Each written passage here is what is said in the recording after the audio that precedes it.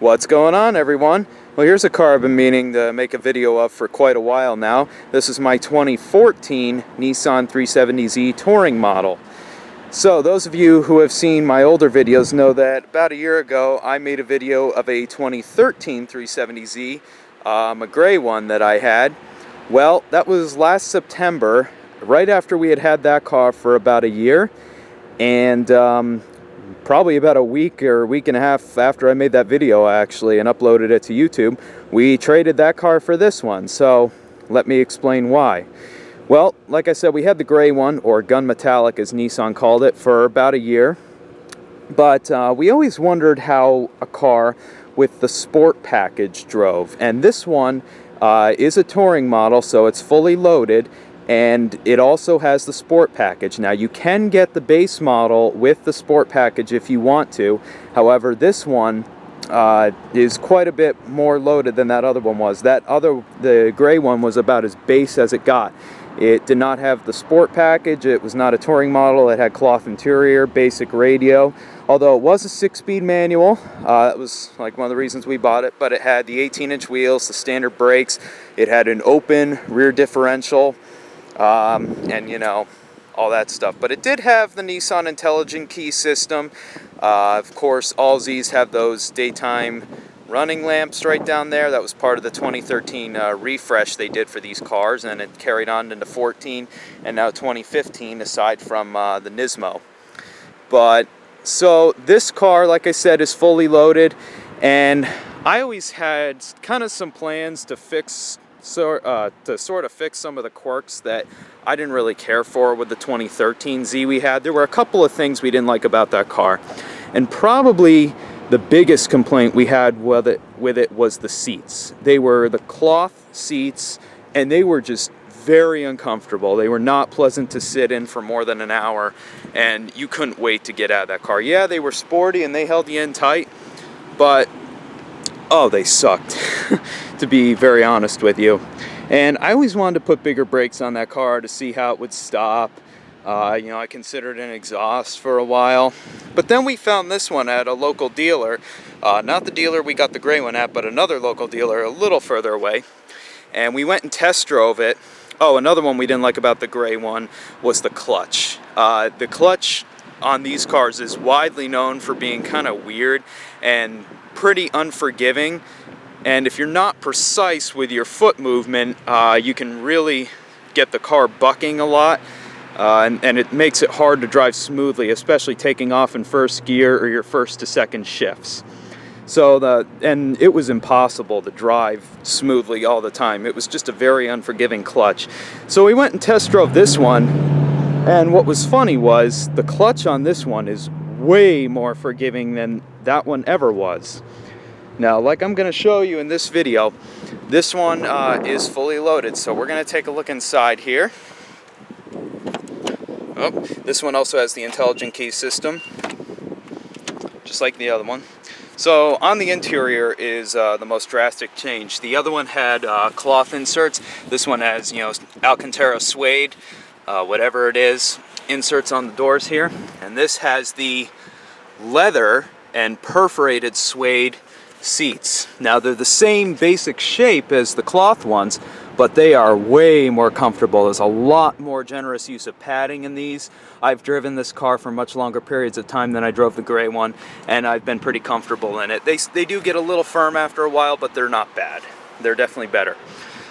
So let's hop on in the car here, and I'll show you some of the other things. So up here, looks identical to the other car, aside from the fact that this one has compatibility for pairing a phone via Bluetooth, and it has the voice commands.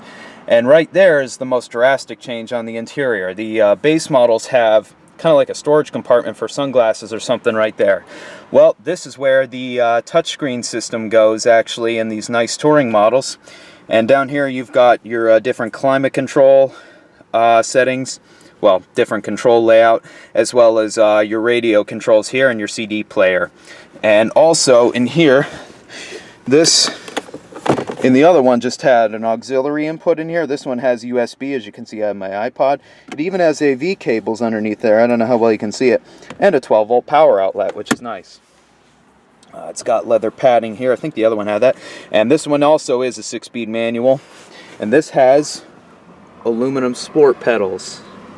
So that is definitely a cool styling touch upgrade. And like I said, the clutch is a lot more forgiving in this car.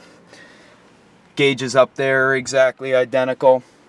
The overall interior layout is identical. This one does have an auto dim mirror. I know it's really hard to see, but there are garage home link buttons up there, and you can actually turn the auto dim feature on and off. The other one had a manual dimming rear view mirror. So I'll show you the rest of the car. Let's go ahead and move around to the back. I do have the windows down because it's a nice day out. Oh, and this one has the deck lid spoiler. Yes. Now, this car, as you can see, is finished in the magnetic black, which actually has become one of my favorite colors for these cars. I just cleaned this car up yesterday and gave it a full detailing. Back here, this one also has the optional Z logo mats in it, and this one also came with a Targo cover here, which hooks onto these latches up here. It's kind of hard to do with one hand, but just like that, hooks on both sides, and it's cut out so that it fits around the wheel wells and strut towers there. When you shut the trunk, no one can see your luggage. Another cool feature. That's a nice option to have for sure, and it just conveniently stows away right there behind the that storage bar that the other one just had. I put this license plate frame on it because it looks really cool. It's metal. And if you've seen my cold start video of this car, I have a Borla catback exhaust on it. So I'll start it up in a minute so you can hear it.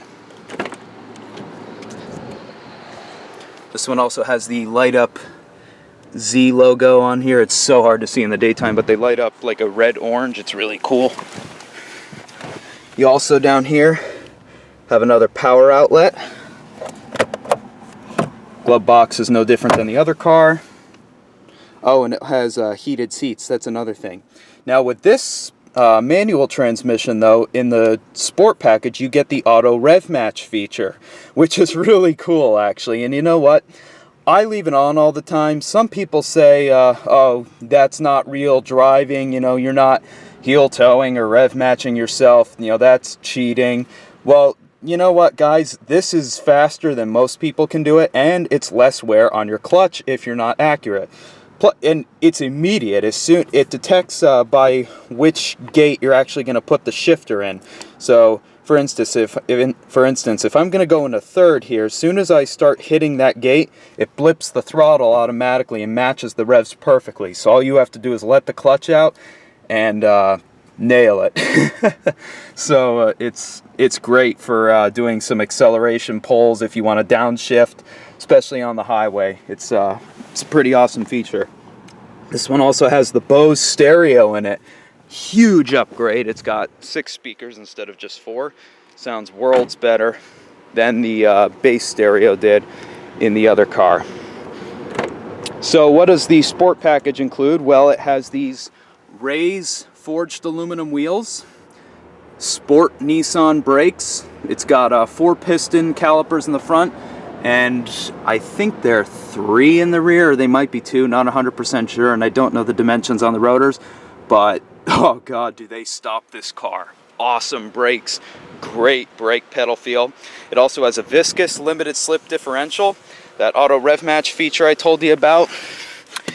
And also another difference up here is it actually tells you what gear you're in, and if there's an S up there, that stands for synchro. That means you have it on, or if you hold down this button here, it turns it off. So you can manually heel toe or rev match yourself. So now let's go ahead and fire the car up and let you hear that Borla exhaust real quick. It's got just a wonderful sound to it. It's not loud and obnoxious. I didn't want that, but it's definitely louder than stock. And I do still have the stock exhaust in the car, or not in the car, but in my possession, so that, you know, years down the road, if I ever went to sell this car, then, you know, I could put the stock exhaust back on it and sell the Borla exhaust by itself if I want to. But let's hear it a little bit.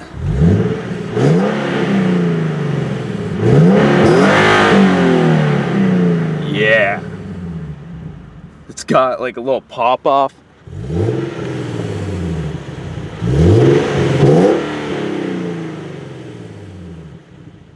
Yeah. If you want to hear it cold start, you should definitely listen to that. But I'm going to put the camera back there so you can listen to it.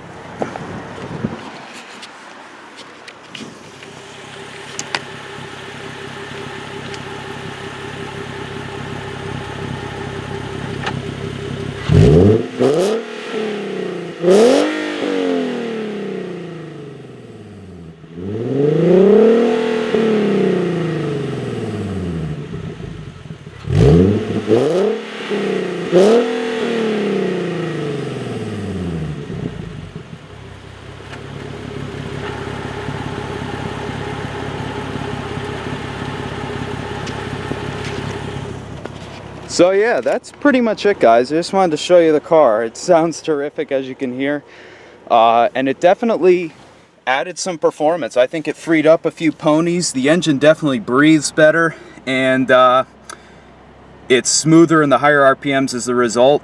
Same 3.7 liter V6 as the gray one had. I don't have an intake on it or anything like that. Oh yeah, this one's got GPS, fully freaking loaded. It's a fun car, and it provided enough of a difference over the base model and kind of fixed all the quirks we didn't like about that car. And this thing's awesome. It's just such a fun car to drive, rewards you for accuracy, and you know, in my opinion, it looks great. Best looking Z so far. Looking forward to seeing what the next one's gonna look like and what it's actually gonna be called here in the US.